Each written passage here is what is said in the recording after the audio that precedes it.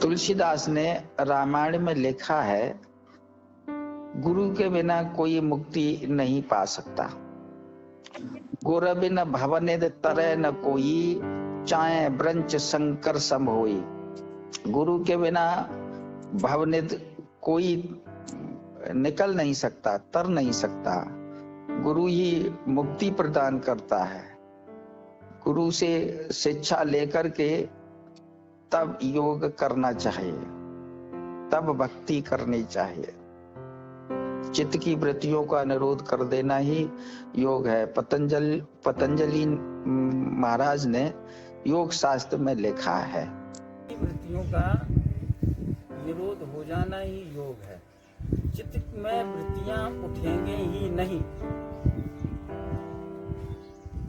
चित्त में वृत्तियों की जगह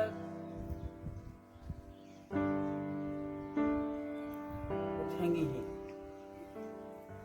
तब मुक्ति हो सकती है। चित्त में तो जो विकार रहते हैं,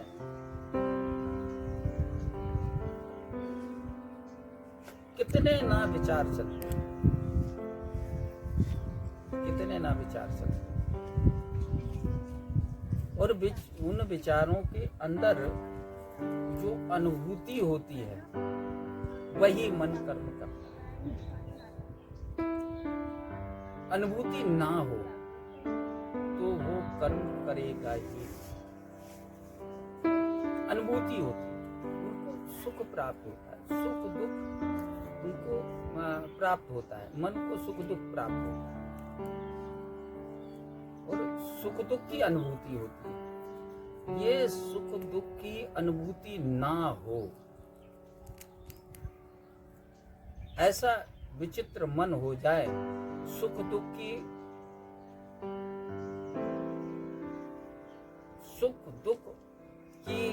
जो वृत्ति है ये ना उठे, सुख दुख ना व्यापे, तो मुक्ति है। गुरुजी, जैसा कि आपको पता है कि ये वीडियो YouTube पे डलेगी, और चलो ठीक है, इसका मतलब तो पता चल गया, पर जो हमारे भाई बहन ये वीडियो देखेंगे तो उनको कैसे पता चले? कि कोई ऐसा सिंपल प्रोसेस बताओ कि जो लोग घर में बैठ के आसानी से कर सकें, जो हमारी माता और बहनें देखें तो उनको लगे कि चलो पता तो चल गया, मतलब ये है, पर कोई ऐसा प्रोसेस बताइए कि जो हमारी माता बहन देखकर इसको सीख लें, घर में बैठकर कर सके इन चीजों को। नहीं, वो गुरु के सानिध्य में ही जाएगा। तो आपके कहने का मतलब यह है कि बिना गुरु के कुछ नहीं हो सकता? हाँ, बिना गुरु के, गुरु बिना भवनिध तरह न कोई, चाहे ब्रंच शंकर सम। चाहे तप करके शंकर के समान हो जाए, गुरु के बिना भवनिध नहीं कर सकते। वो अनुभव की बात, जो अनुभव किया हुआ गुरु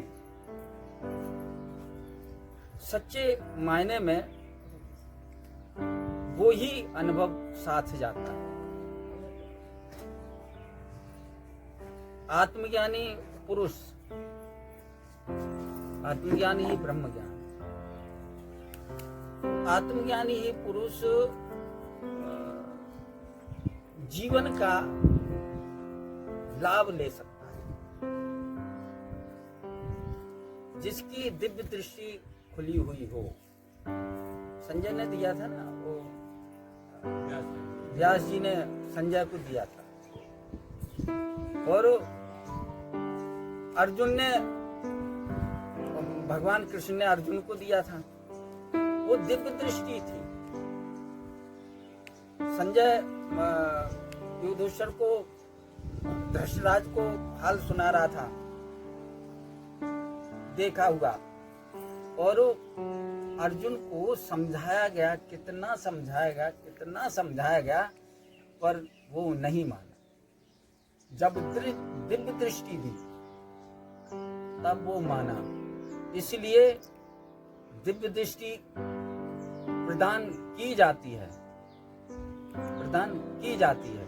स्वतः से नहीं हो सकती, स्वतः से नहीं हो सकती, प्रदान की जाती है। जैसे भगवान कृष्ण ने अर्जुन को दिव्य दृष्टि प्राप्त की, उनका विराट रूप बन गया।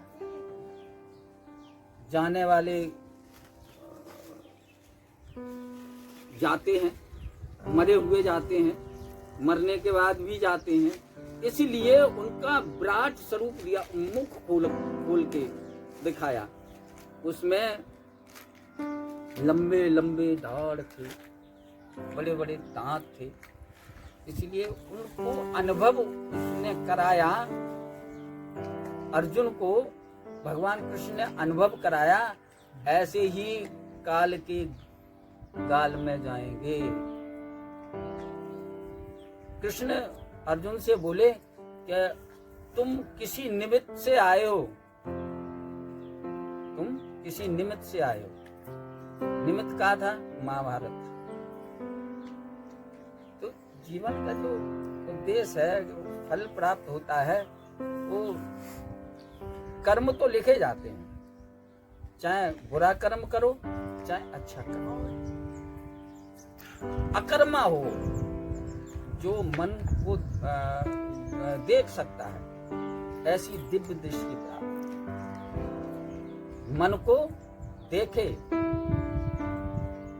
हम तो राजा हैं, हम राजा हैं, हमारी इंद्रियां सब कर्म इंद्रियां नौकर हैं। मन भी, मन 5 कर्म इंद्रिय, 5 ज्ञान इंद्रिय, 1 मन, ये हमारे गुलाम हैं, हम राजा हैं, इसके अंदर बैठे हुए हम राजा हैं। तो राजा जब होता है, एक राजा का बेटा था, तो पब्लिक प्लेस में खेल रहा था, तो वो सारे बच्चे उसको आंखें बांधनी थी और सारे बच्चे देख रहे थे, उसको थप्पड़ भी मार देते थे यहाँ। तो एक समझदार आदमी गया, राजा के बेटे तुम आंखें खोलो, ये तुम्हारी प्रजा हैं, उनको आदेश दो।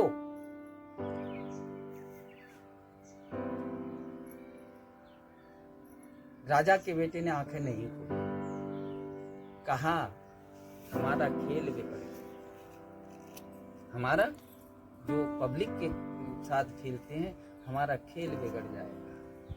तुम राजा हो, राजा के बेटे हो, ईश्वर अंश जीव अविनाशी, तुम ईश्वर के अंशी हो, तुम ईश्वर के अंशी हो, तुम राजा हो, राजा के बेटे हो। अब तुम्हारा खेल बिगड़ जाएगा तो हमको क्या पता। खेल बिगाड़ना ही चाहते हैं, संत खेल बिगाड़ना ही चाहते हैं। कैसे ही जीव ईश्वर का अंशी सुख सागर में पहुंचे, इसलिए खेल बिगाड़ना ही चाहते हैं। ये 5 कर्मेंद्रियां और 5 ज्ञानेंद्रियां और 1 मन, और इनके अंदर खेल रहा है राजा का बेटा। कर्म इंद्रियों से, ज्ञान इंद्रियों से, 1 मन से इनका खेल। इसलिए जब मन स्थिर हो जाएगा, भगवान कृष्ण ने गीता में कहा है कि जब मन घनीभूत हो जाएगा तो प्राण घनीभूत हो जाएगा, जब प्राण घनीभूत होगा तो मन घनीभूत होगा। ये प्राण की शक्ति मन की शक्ति पर चलती, प्राण मन के ऊपर बैठता है। जब प्राण शक्ति चलेगी तो मन शक्ति चलेगी, और इसलिए मन स्थिर हो जाए तो प्राण भी स्थिर हो जाए, और जब प्राण स्थिर होगा तो फिर मन स्थिर हो जाए। प्राण की गति है। अब ये देखो, हमारा मन कहीं सुदूर देश में पहुंचेगा, दिल्ली पहुंचेगा, और वो चित्त की वृत्तियां मन उन्हीं के साथ जाएगा ना। मन उसी उसी के साथ जाएगा।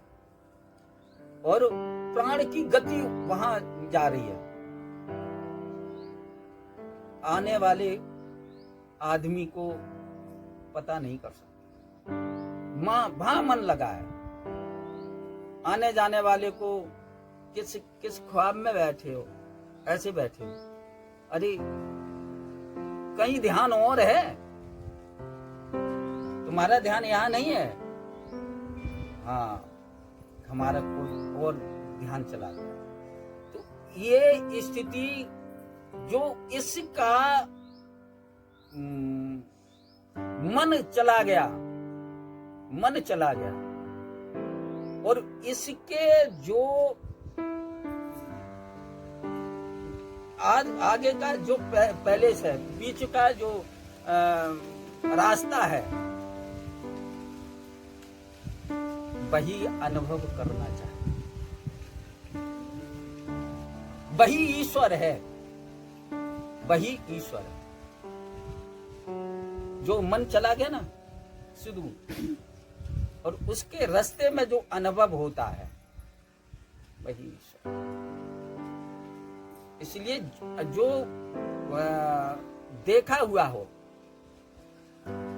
मन का जो मन देखना चाहिए वो दिखाता नहीं है। तुम तो राजा हो, मन को देखना चाहिए, मन क्या कर रहा है, कैसे चल रहा है। दृष्टा बनो। मन को जब दृष्टा बनोगे तब मन को देख पाओ। दृष्टा बनिए, दृष्टा बनिए, मुक्ति अपने आप कदम चूमने लगे। दृष्टा बनो। गीता में, अष्टावक्र की गीता में लिखा है कि दृष्टा बनो। दृष्टा बनो और जीवन का जो उद्देश्य है उसको प्राप्त करो। देखो, जीवन ऐसे ही मुक्त नहीं हो सकता। जीवन ऐसे मुक्त नहीं हो सकता। ये जो चित्त की वृत्तियां है ना, चित्त की वृत्तियां, इनका निरोध करना पड़ेगा, इनका निरोध करना पड़ेगा। और इसलिए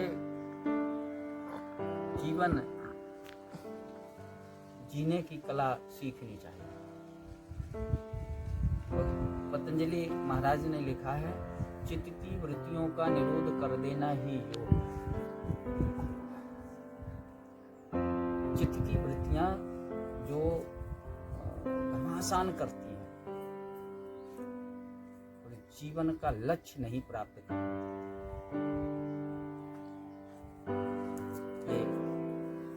यही